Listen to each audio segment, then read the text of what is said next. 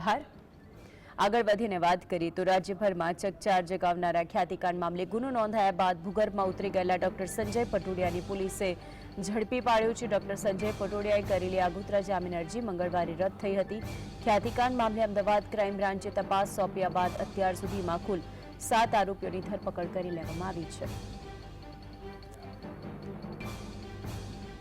आज अंगे વધુ માહિતી માટે સંવાદદાતા વિરેન્દ્ર જોડાઈ ગયા છે। વિરેન્દ્ર, ડોક્ટર સંજય પટોડિયા કે જેની પણ હવે અટકાયત કરવામાં આવી છે તેને પણ પકડી પાડવામાં આવ્યો।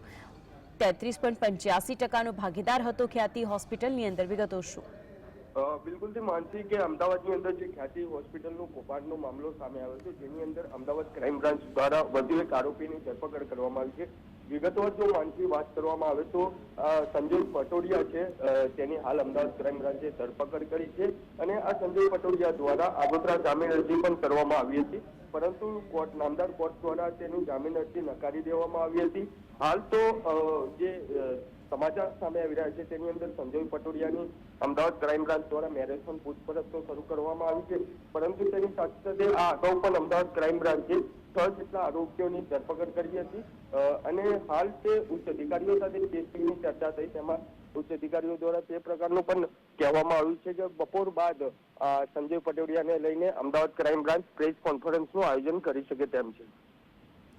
બિલકુલ વિરેન્દ્ર, આપ જોડાયા તે બદલ આપનો આભાર।